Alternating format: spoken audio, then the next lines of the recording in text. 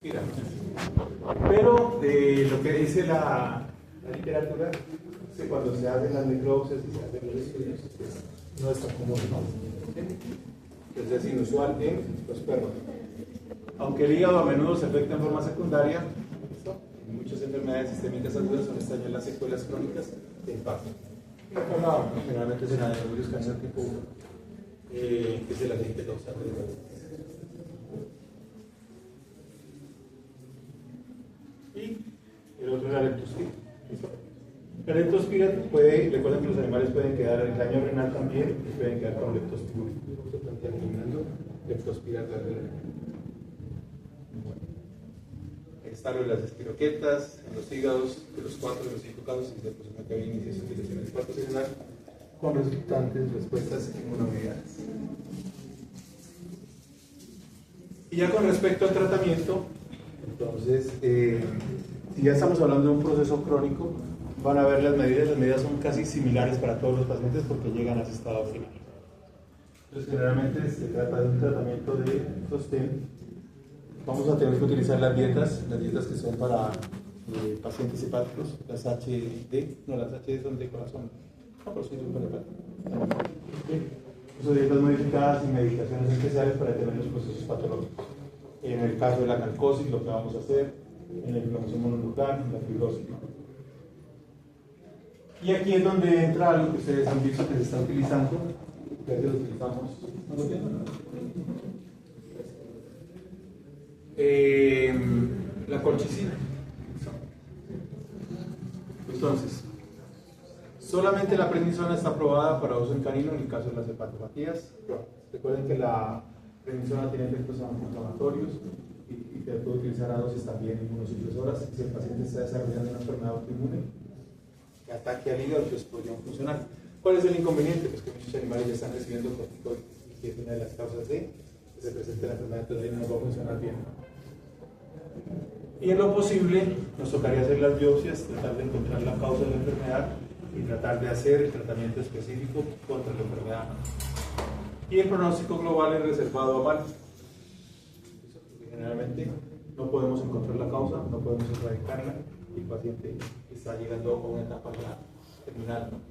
En el caso de las que veíamos de las familiares, de hepatopatías crónicas familiares, de Skye Terrier y todos esos perritos, los Doberman Pinscher, se puede hacer tratamientos gelantes del cobre. Lo que se busca es que el cobre que se encuentra en los alimentos no se absorba a nivel intestinal. Entonces se van a dar ciertas sustancias que lo van a captar a nivel intestinal y van a evitar que se absorba, no pase la circulación. Entonces ahí tenemos algunos, ¿no es cierto? Entonces, miren, el Burlington con hepatotoxicosis por cobre ocurre injuria hepática progresiva, a menos que se reduzca el cobre dietético, ¿no? Y lo que vamos a buscar con esto es retrasar. No lo va a eliminar nunca, sino que lo que estamos haciendo es que tenga menos cobre y se retrase el daño ocasionado por la enfermedad. Entonces es imposible la eliminación total del cobre dietético, ¿no? Lo que nos dice la literatura es que la mayoría de las dietas comerciales tienen exceso de cobre. Todas las que tenemos comercialmente tienen exceso de cobre. Los chocolates tienen exceso de cobre, ¿no? Así que si alguno tiene cuprosis, ahorita empieza a convulsionar. O se queda dormido. Yo no delgado. Tengo cuprosis. Bueno. ¿Qué se puede utilizar? Pues en Estados Unidos hay este tipo de dietas. Lo que hacen es que no traen cobre, según aseguramientos, que son dietas comerciales. Se considera que son pobres, pero realmente el contenido de cobre no se sabe, ¿no? Y las dietas prescritas, algunas de las de Hill nos podrían servir porque vienen bajas en cobre, como la UD, que comparadas con las otras tienen menos cantidad de cobre. Yo les comenté, ¿no? Pero la verdad no me hicieron acuerdo. Uno, tengo que buscarlo a ver si lo tengo escaneado, y dos, me tocaría escanearlo si no lo tengo escaneado, que es el manualito de las dietas caseras. Entonces, ahí ellos proponen unas dietas que uno las puede elaborar y que la idea es que queden bajas también, de acuerdo a las materias primas, que queden bajas en cobre. De lo que hablábamos, no darles chocolates, devuelven el chocolate. nueces, frutos secos, ¿no es cierto? Mariscos, hígado y hongos están contraindicados en este tipo de pacientes, ¿no? Se puede dar el acetato o sulfato de zinc, ¿listo? Para tratar de quitar el cobre. Y esta que también se utiliza, que es la desbenicilamina, que se trata de quitar también el cobre. Ahí están las dosificaciones de la desbenicilamina y otro tipo de productos que se han tratado de utilizar. El inconveniente es eso, es decir, lo que vamos a hacer es prolongar la vida de ese paciente. Unos meses después o unos años después va a presentar la intoxicación por cobre y se vamos. Y lo que hablábamos de los glucocorticoides, ¿no? Entonces se pueden administrar, sí, pero es controvertido el uso. O sea, lo que les decía el otro día, ¿no? Realmente cuando son enfermedades terminales casi siempre por ahí aparecen los corticoides. No se sabe si funcionan o no funcionan, pero uno para sentirse más tranquilo por uno mismo le da los corticoides. Se va a morir, se le pone corticoides. Se murió, fue por los corticoides. Pero no queda más tranquilo. Entonces, no todas las causas de las hepatopatías tienen componentes inmunizados, entonces no todas se va a funcionar la administración de los glucocorticoides. La acetoprina, pues ya sabemos que generalmente lo utilizamos cuando los glucocorticoides no funcionan o como funcionan los glucocorticoides. Esta es la dosis, ya hemos hablado de la acetoprina de piel, ya sabemos qué ocurre con la acetoprina. Y lo que hablábamos de los agentes antifibróticos. Estos se han extrapolado de medicina humana para el caso de la cirrosis hepática en humanos. Y lo que hacen es que evitan que se forma el colágeno, o destruyen el colágeno a nivel del hígado, y ahí está la colchicina. La colchicina inicialmente se utilizó para trasplantes de órganos, un medicamento que se utilizó para trasplantes de órganos. Entonces, igual no hay ningún estudio que avale eso en veterinaria, sino que es una extrapolación. Muchos pacientes se dan cuenta que hacemos de humanos a veterinaria. Se inhiben la síntesis del colágeno y acrecientan la actividad colagenasa con vitro.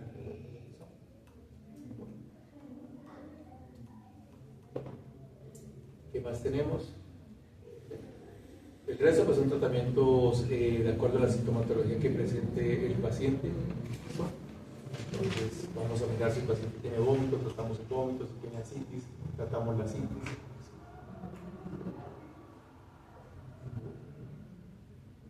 Y la dieta también es de controversia. Por ejemplo, cuando nosotros estudiábamos nos decían que el único hepatoprotector que había era la glucosa. Entonces se recomendaba dar glucosa. Hoy en día se sabe que eso no es tan cierto. No hay muchos hepatoprotectores, no hay muchas sustancias. Se están haciendo manejos, esos tipos de manejos. Lo que pasa es que yo siempre me pongo a pensar y no hay como evidencia en eso. Como es el uso de los omega 3, de los omega, principalmente son los omega 3, que ya habíamos hablado, ¿no? Para que realmente funcionen los omega 3 tienen que ir con los omega 3. Y lo que hacemos nosotros es que solamente damos los omega 3. La explicación que yo le encontré a eso en humanos, porque eso es extrapolado también en humanos, es que nosotros tenemos exceso de omega 6, nosotros todo lo quitamos, ¿sí? Entonces usted que la empanada va con grasa, que el chorizo va con grasa, ¿listo? Entonces nosotros realmente tenemos un exceso. Entonces cuando recibimos los omega 3, pues ahí más o menos cuadramos la proporción. Pero como el animal depende de lo que nosotros le damos, hay que darle los dos, ¿listo? ¿Sí? Esa es la parte que no me cuadra con ellos. Es decir, si nosotros les utilizamos los dos, lo que dice la literatura es que no se presenta el efecto antiinflamatorio o el efecto benéfico que debe haber entre la proporción de omega 3 y omega 6. Pues solamente darle unos probablemente no funciona. Y todo eso igual es extrapolado de medicina humana, ¿no? Entonces siempre quedan las dudas con respecto a suministrar ese tipo de productos. Entonces vamos a tener la opción de dietas hogareñas, vamos a tener la opción de dietas comerciales, ¿listo? ¿Qué es lo que se busca? La elevada digestibilidad, ¿listo? Entonces para que tenga elevada digestibilidad tiene que tener buenas materias primas, para que tenga buenas materias primas hay que invertir plata. Entonces son caras. Contener proteína de alta calidad. ¿Listo? Y que las Alguien sacó el perfume. ¿En la que estaba echando ahora algo? Vale. Gracias. Y que las calorías dependan en gran medida de fuentes no proteínas. Y la dietoterapia puede ayudar a reducir las cargas metabólicas. Se me va la voz. Así se ha terminado una clase. Y uno dándoles dulces todavía. Que lo envenenen a uno así. Bueno.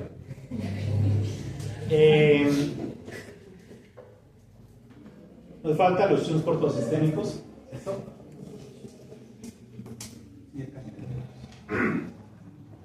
Y los shunts portosistémicos que habíamos hablado pueden ser extrahepáticos o intrahepáticos. Los extrahepáticos lo que hacen es que, lo que mencionamos en una clase anterior, evitan que la sangre llegue al hígado y la pasan directamente a la porta, a la porta y va directamente hacia la circulación, ¿no? ¿Sí? Son conexiones cava-porta principalmente. Y lo que vamos a encontrar en ellos, ¿sí? Es decir, se pueden presentar tanto en perros como en gatos, ¿no? Son similares a las descritas en gatos, y se debe a la reducción del flujo sanguíneo hepático total e incapacidad del hígado para extraer sustancias nocivas desde la circulación portal. Entonces, o pasan de ahí hacia allá.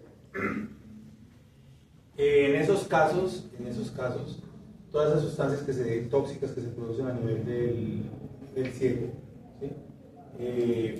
Pasan directamente hacia el sistema nervioso central. Y van a haber muchas signología, pero generalmente lo que vamos a ver, ¿no es cierto?, es que estos pacientes pueden convulsionar. Esa es una de las características. Si son cachorros, entonces van a tener menor crecimiento y van a haber también diferentes tipos de conexiones entre la cava y la porta, que están descritas en la literatura. Son más o menos 5 o 7, de las que me acuerdo ahorita. ¿Sí?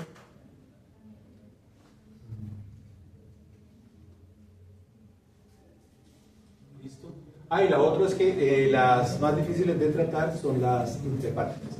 Las intrahepáticas, ¿por qué? Porque generalmente se dan por hipertensión portal y se da la conexión entre los hepatocitos, la circulación de los hepatocitos. Entonces eso es muy difícil tratar de hacer algún tipo de procedimiento porque están dentro y son por hipertensión portal. Bueno. ¿Quiénes están predispuestos? Entonces miren, los retrievers, ¿no es cierto?, los setter irlandés, los Wolfram y principalmente las shunts portosistémicos intrahepáticos. Y las extrahepáticas por lo general son secundarias a hepatopatía grave con hipertensión portal intrahepática, ¿no? Y generalmente son el 10% de los casos.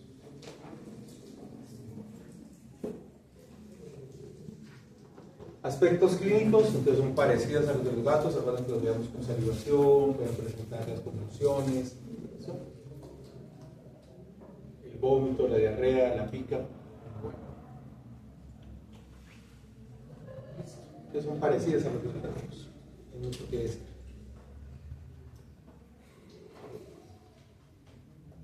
Y lo que, si se acuerdan de lo que hablábamos, se pueden presentar los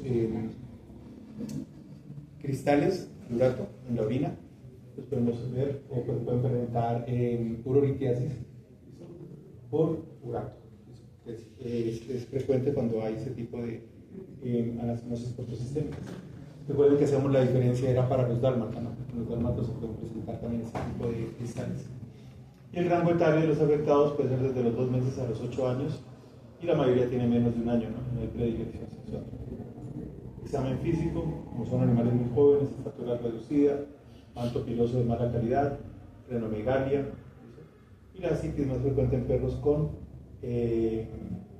fístula arteriovenosa, intrahepática o los shunts portosistémicos múltiples.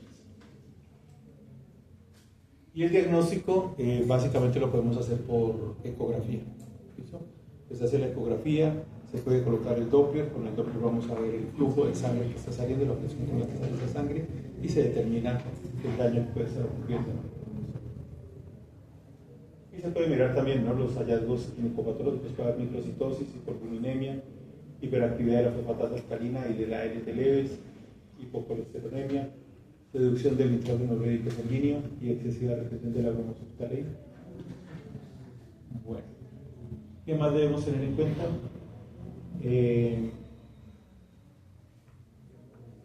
Dentro del tratamiento se ha propuesto utilizar unos anillos que se llaman anillos amiloides, ¿eso? Esos anillos lo que hacen es que se colocan sobre el vaso. Bueno, a ver, históricamente lo que se hizo fue que se localizaban los vasos y se cerraban los vasos. Pero cuando se cerraba el vaso, la comunicación, se aumentaba la presión sobre el hígado, aumentaba la presión hacia el hígado y los pacientes se morían. Entonces fueron desarrollando técnicas y se desarrollaron ese tipo de anillos que lo que hacen es que se colocan y ellos con el tiempo se van cerrando. No se cierran inmediatamente, tienen un cierre programado, se cierran en varias semanas. Entonces lo que van haciendo es que van reduciendo la luz del vaso y permiten que la sangre que está llegando al hígado se regule, ¿cierto? Y no se aumente la presión portal.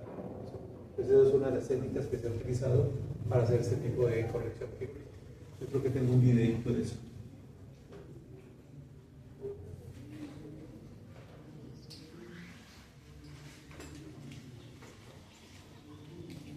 No.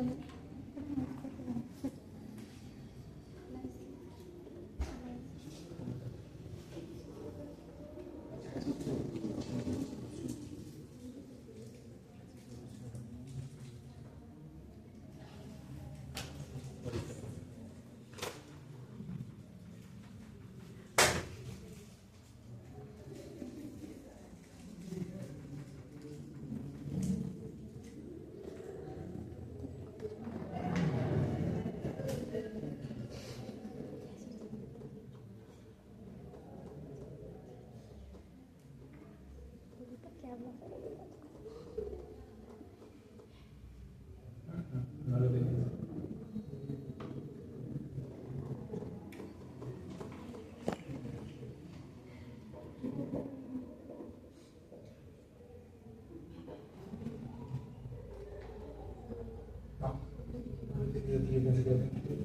Pero bueno,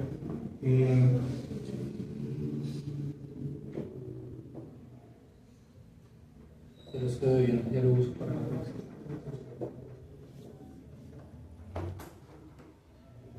Entonces, básicamente lo que vamos a hacer es eso como tratamiento.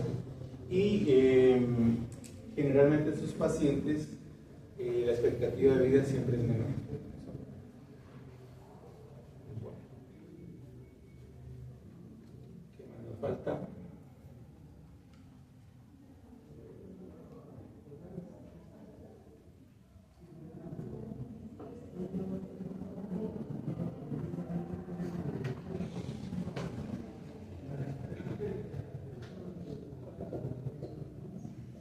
Las hepatopatías tóxicas. Antes de que siga, me quedó una duda. ¿Cuáles son los de los vasos que habla los cuerpos sistémicos? No le entendí esa la parte anatómica en los que se encuentran. Ya. Lo que pasa es que las comunicaciones son entre la cava y la porta. ¿Eso? Pero dentro del hígado se pueden dar vasos que hacen ese tipo de comunicación. Entonces ahí reportados en un artículo están 7. Son 7. Pero exactamente el nombre no me acuerdo cómo se llama cada uno. ¿Sí? La ácibos, por ejemplo, la ácibos es una que va hacia allá, y cada una es diferente. Pero son dentro del hígado. Son generalmente dentro del hígado, están ahí, que hacen la comunicación entre las dos.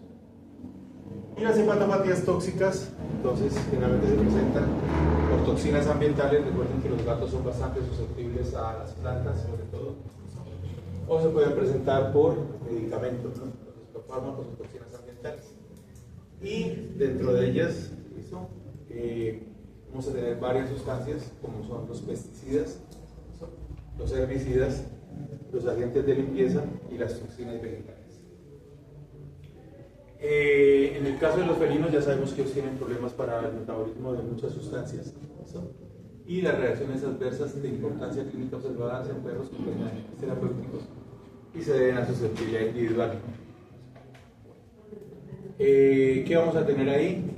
Algunos agentes terapéuticos, el acetaminofén, tenemos la glisofurbina. La glisofurbina, ya recordar que es un antinicótico que lo vimos allá en piel, ¿sí? El acetato de megestrol, que ustedes lo ven en reproducción, que se ve allá, El ketoconazol, la fenoxipiridina, la aspirina, la primidona y la felitoína, que se utilizan también como antiepilépticos. Los glucocorticoides, las diacetarsamidas.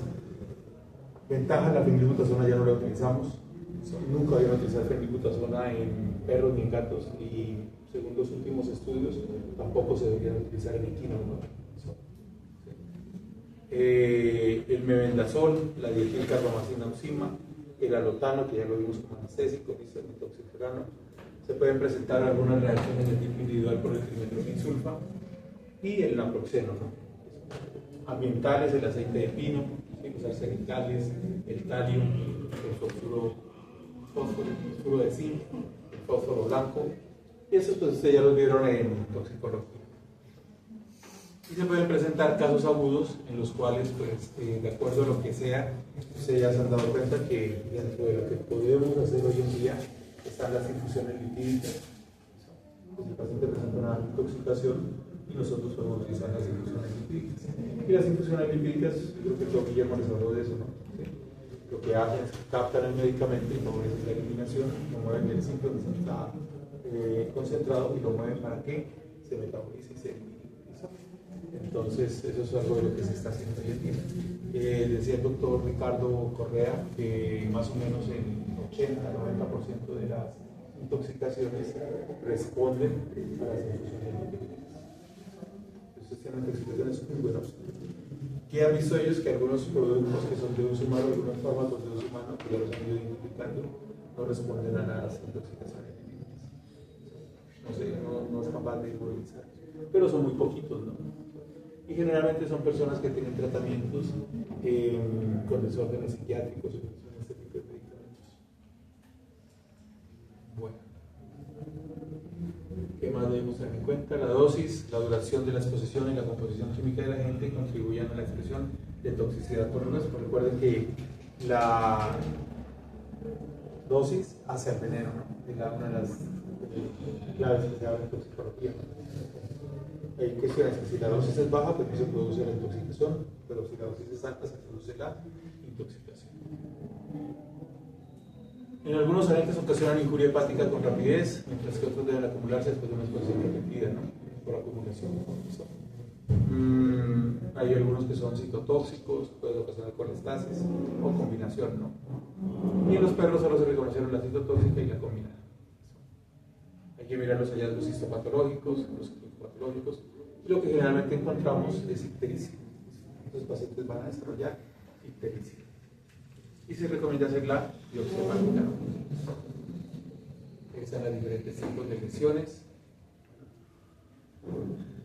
Y el tratamiento lo vamos a hacer de acuerdo a la signología que tenga el paciente y, si es posible, de acuerdo a la causa que podamos encontrar.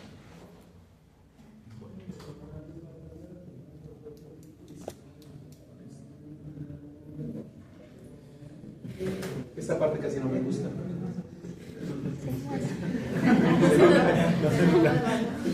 Sí, le evalúo. Mira, de las movilidades que son muy similares a los de los gatos, pero todo vuelve y dice ahí, vuelve a compararse con la de los gatos. Entonces ahí está. En los gatos, en los perros es una síndrome con causas varias, entonces es parecido, pero las pasamos nomás. Y en el gato ya las vimos con más tranquilidad.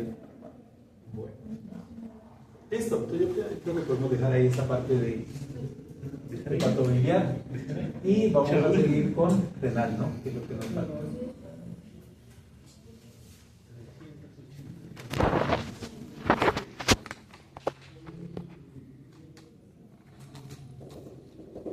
Renal es más chévere.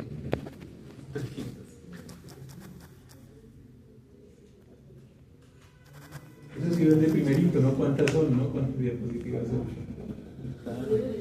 Lo que le contan. Esas son las que no he cuadrado en la presentación. ¿Por qué las imágenes? Sí, por ahí imagino. ¿Qué? Son como 40. Bien, 308 menos 36. Bueno, entonces ya hablando de sistema renal, hay que recordar que el riñón tiene algunas funciones que son importantes, ¿no? ¿Listo? Dentro de las funciones del riñón van a haber unas, la principal, que es la detoxificación del organismo, eso es una de las principales, y también tiene que ver con el equilibrio ácido-base, también tiene que ver con la producción de algunas hormonas, que ya las vimos, como la renina, ¿no es cierto? Y también tiene que ver con la producción de prostaglandinas. Hay una diferencia que debemos tener en cuenta con respecto a los perros y los gatos, ¿sí? En cuanto al peso, en el perro es de 50 a 60 gramos, en el gato es de 7,5 a 15 gramos. En cuanto a la parte anatómica de localización, el riñón derecho se encuentra sobre la fosa que se encuentra a nivel del hígado, hay una pequeña fosita ahí, que es donde nosotros lo podemos palpar.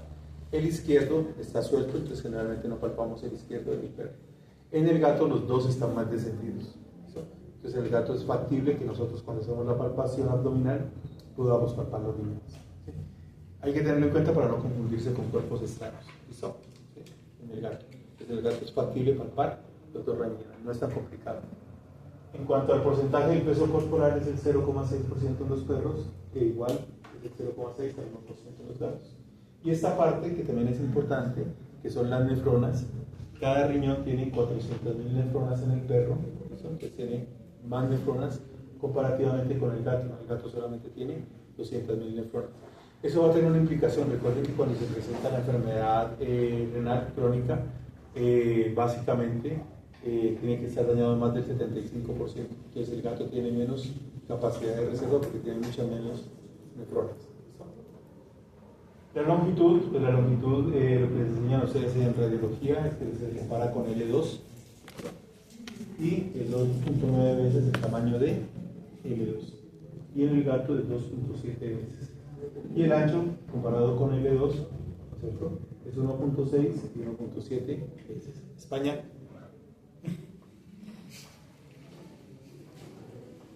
Dice nada que él no habla, ¿no? Usted es la que le da. Venga, que hay un premio, un necesito, que era para mesa, pero mesa estaba oficiosa.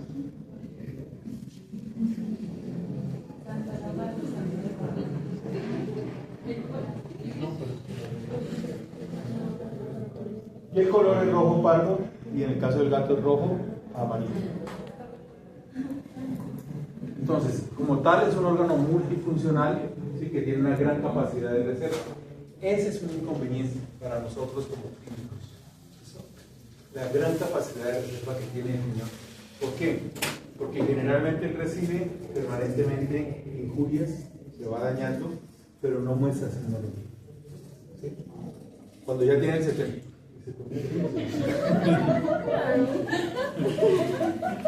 Esa le dieron en la cabeza. Entonces, por eso es que es importante para ustedes como clínicos, cada vez que les llegue un paciente, hacer un parcial de orina. ¿Sí?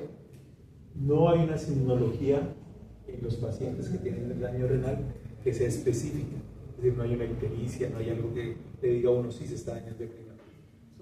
Entonces, lo único que nos va a ayudar realmente es hacer los parciales de orina periódicamente para ver cómo está evolucionando el paciente. Y lo otro es que recibe aproximadamente el 25% del gasto cardíaco. Entonces, es uno de los órganos que más recibe sangre del corazón. Él tiene unas estructuras, ¿se acuerdan? Entonces, que es la nefrona, que es la nefrona en la unidad funcional del riñón, y tiene unos componentes.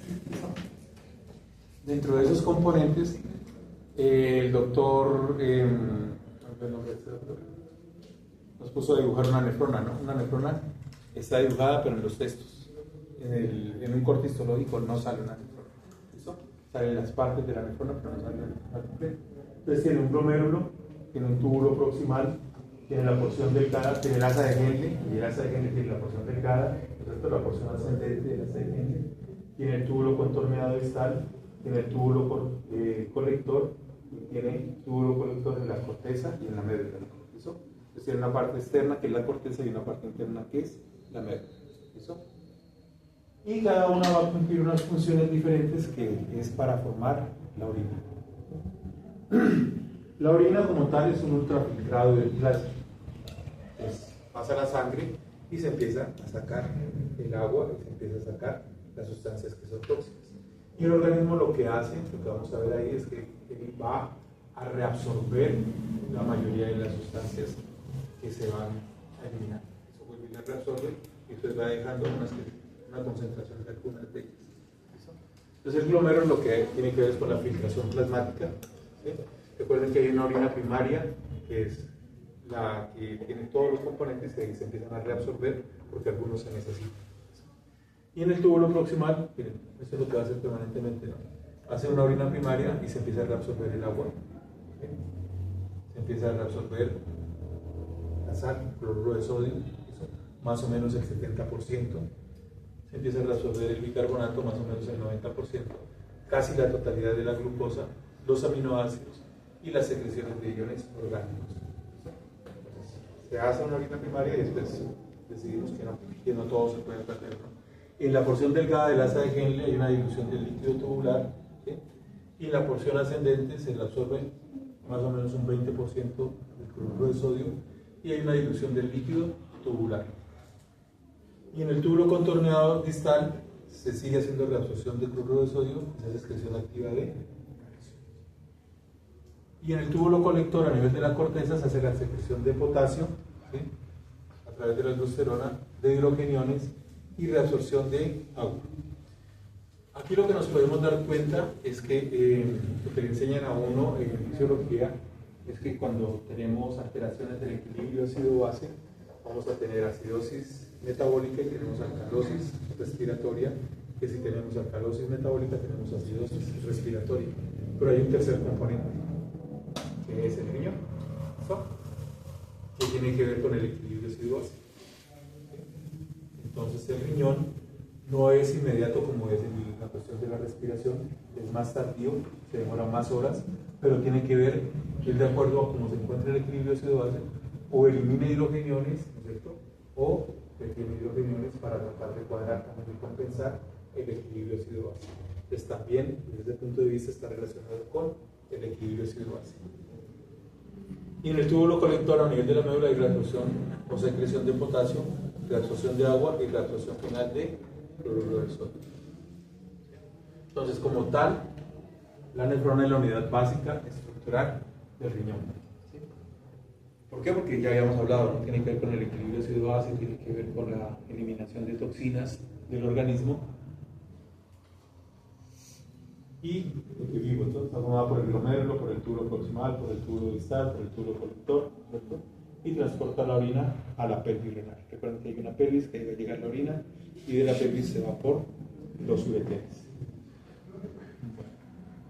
Y posee aproximadamente una longitud tubular cercana a los 120 kilómetros. No sé quién fue el vago que llegó y desarrolló, ¿no es cierto?, las nefronas, una detrás de la otra, y le dieron 120 kilómetros. Entonces, ¿cuánto mide una nefrona? La multiplicaron por 400.000 y ya. Y la superficie de filtración puede alcanzar a 1 a 2 metros cuadrados. Entonces, también es una superficie bastante alta, ¿no?, de filtración. Y depende del sistema nervioso central, de la vasopresina. Si se acuerdan lo que hablábamos, ¿no? Si hay el paciente está deshidratado, llegan los mensajes para que se produzca la vasoconstricción de la bacteria aferente y se produce la disminución de la tasa de filtración glomerular, se disminuye la producción de orina para mantener el equilibrio, ¿no? Y si hay un exceso, entonces se estimula la diuresis, ¿listo? Y el paciente empieza a orinar, ¿no? ¿Sí? Se inhibe la hormona antidiurética y el paciente empieza a orinar. Entonces tiene que ver con la vasopresina, tiene que ver con los receptores de volumen y a nivel endocrino está relacionado con los corticoides, con los mineralocorticoides tipo aldosterona y con la paratormona. Entonces, la función primaria del riñón es la formación de la orina. Ya habíamos visto que tiene otro tipo de funciones, por ejemplo, el caso de la renina, los riñones tienen que ver con la maduración o con el estímulo de los glóbulos rojos, ¿sí? Entonces, si se presenta la hipoxemia, ¿sí?, pues se activa la producción de la renina y de la eritropoyetina. ¿Eso? Entonces, si se presenta hipoxemia, se activa la producción de la eritropoyetina y la eritropoyetina se libera y va a la médula ósea de los huesos y estimula la producción de glóbulos rojos. ¿Eso? Lo que mencionábamos, regulación del equilibrio ácido-base, no es inmediato, que eso es importante tenerlo en cuenta. Es decir, sí actúa en el equilibrio ácido-base, pero es tardío. Desde la eliminación de hidrogeniones. con la depuración renal, como es el caso de la creatinina, y a nivel endocrino con la renina y con la eritropoyetina. También produce prostaglandinas, y esas prostaglandinas que produce el riñón están relacionadas con la vasodilatación de la arteria. Y ese es el motivo por el cual cuando se aplican AINES a pacientes que tienen deshidratación o enfermedad renal crónica, se agrava el daño renal. Porque los AINES inhiben las prostaglandinas, que terminan ocasionando mayor vasoconstricción de la arteria arterial. Filtración selectiva del plasma, conservación, retorno de sustancias requeridas por el organismo, secreción de metabolitos y desechos como son la urea, el amoníaco, ¿no? Regulación hídrica y regulación electrolítica y mineral. Recuerden, ¿no es cierto?, que lo que ingresa como líquidos al organismo como mantenimiento, al final, ¿no es cierto?, se debe eliminar para mantener la homeostasis del organismo. ¿Sí? Si decimos que el organismo necesita de 40 a 60 mililitros por kilogramo de peso de líquidos, es porque el organismo está eliminando de 40 a 60 mililitros por kilogramo de peso, ¿sí?, a través de las diferentes vías. Si se acuerdan por dónde se pierden los líquidos se pierden principalmente por la orina, que es más o menos 20 mililitros, 20 a 30 mililitros, del 40 al 50%. Se pierde por la materia fecal, ¿listo? Se pierden los líquidos, se pierden a través de la respiración y en algunas especies por sudor, ¿sí? En el caso de los perros, pues los sudor. Y son como las principales vías de eliminación. Entonces, por eso el riñón tiene bastante importancia en la regulación hídrica. Eliminamos la filtración glomerular. Los mecanismos primordiales de intercambio renal son la filtración glomerular, la reabsorción tubular y la secreción tubular. Se supone que esta es una nefrona, son así, de esa forma, pero que generalmente no las vemos, ¿no?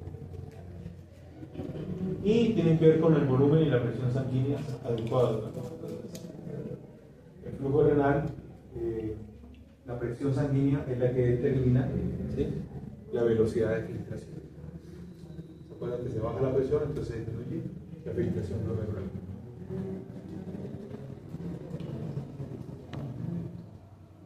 Entonces tenemos la filtración glomerular, tenemos las fuerzas motrices que provienen de la presión arterial, y aquí para que se produzca ese paso, para que se forme la orina primaria, vamos a tener en cuenta tres presiones. Una de ellas es la hidrostática del capilar, la otra es la presión oncótica del capilar, ¿sí?, y la presión hidrostática de la cápsula. Entonces, presión hidrostática del capilar, la oncótica y la de la cápsula. Y el producto final es la presión de filtrado. Y eso nos va a dar, ¿cierto?, cuál es la presión del ultrafiltrado de la orina primaria. ¿Por qué es importante tener en cuenta esto? Es porque cuando hay alteraciones en esas presiones se van a ver reflejadas en la formación de la orina. Básicamente eso es lo que nos quiere decir esta gráfica. Entonces la presión de filtración es 15 milímetros de mercurio. Está por la presión del capilar, que es 60 milímetros de mercurio, menos, ¿no es cierto?, los 30 milímetros de la presión oncótica, más los 15 milímetros de la presión de la cápsula. Entonces solamente nos quedan 15 milímetros de mercurio, que es la presión que se necesita para que se dé la orina primaria, ¿no?, la filtración. Pues arteriola aferente, ¿sí?, el capilar glomerular y la arteriola deferente. Cuando hay alteraciones aquí, en esta parte, pues ahí es donde podemos tener nosotros la poliuria. Entonces aumenta la cantidad de orina producida porque se alteraron las presiones.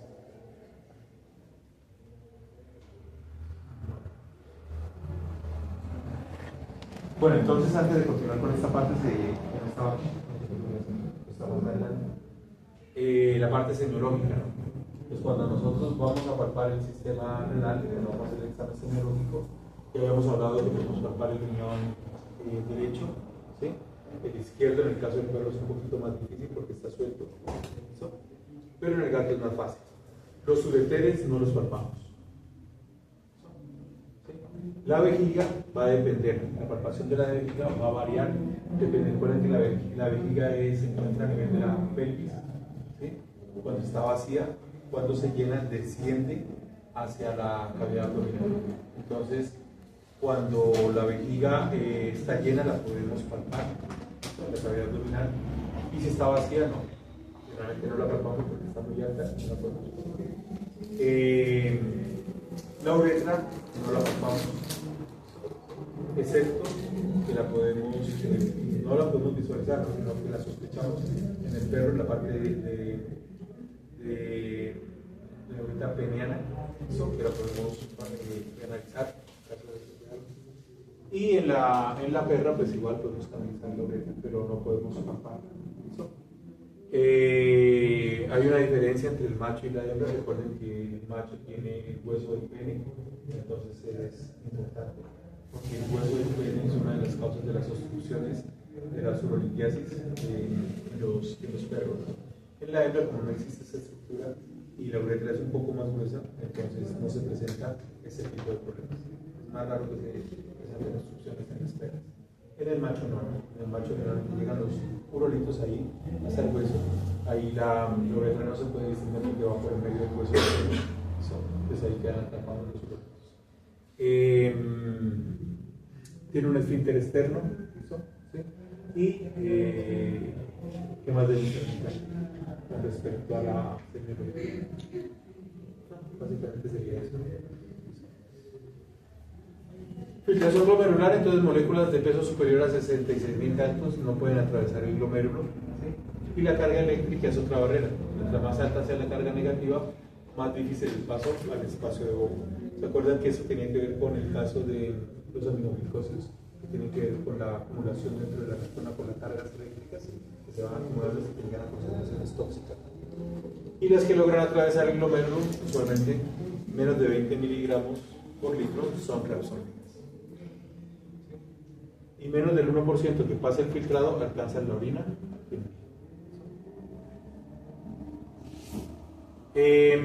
Las pruebas que se han utilizado, ¿no? Entonces ahí está la proteinuria. La proteinuria generalmente nos indica que hay un daño a nivel del riñón, es un indicador, ¿no?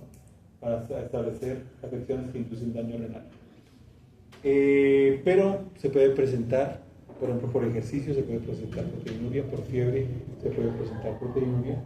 Entonces se pueden presentar sin que el paciente tenga daño renal, ¿no? Habría que descartar en los casos en los cuales se puede presentar.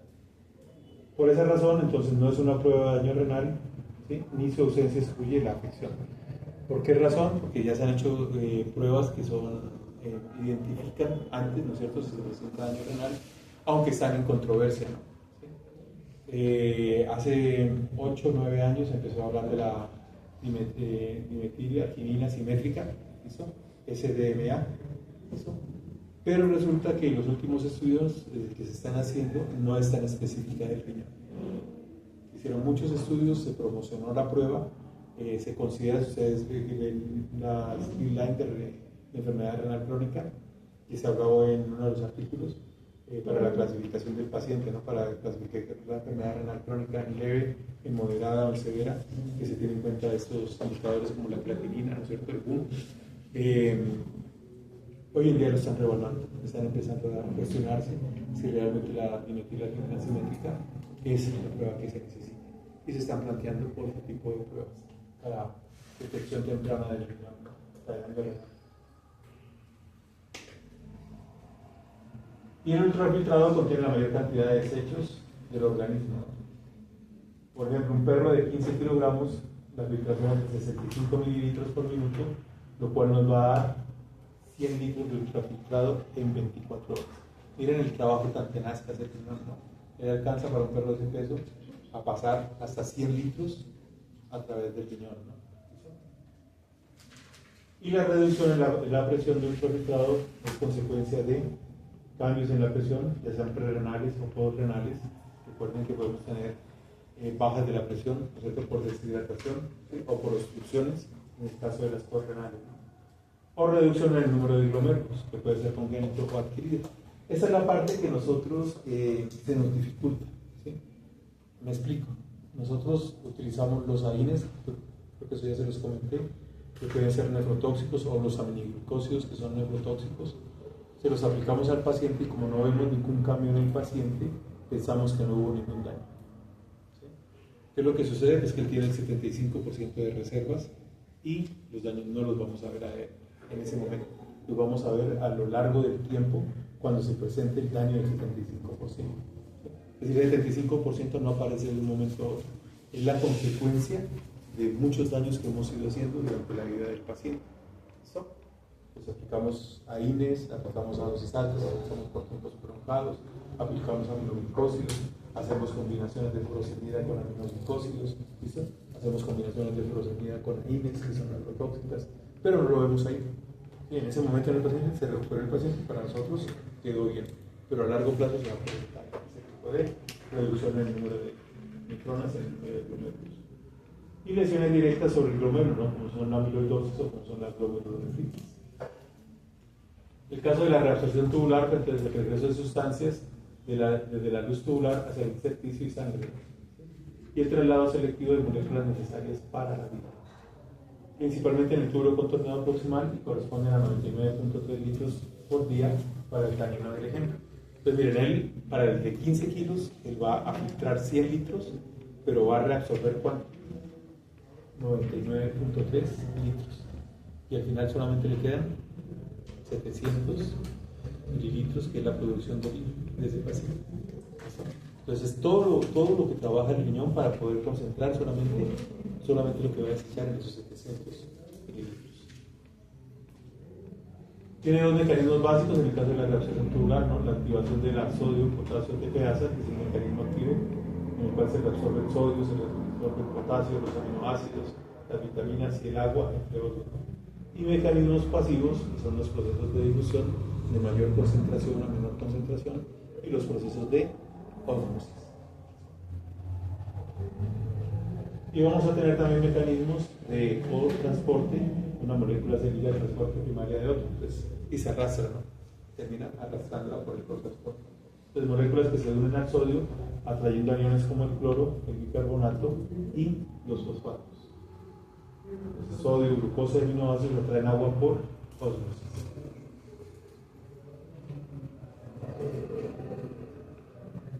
Arrancamos con el eco.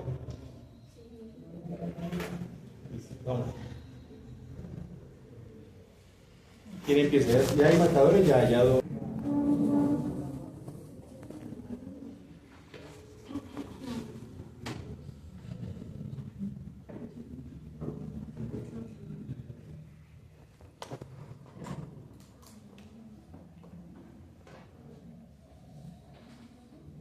Algo habíamos adelantado, ¿no?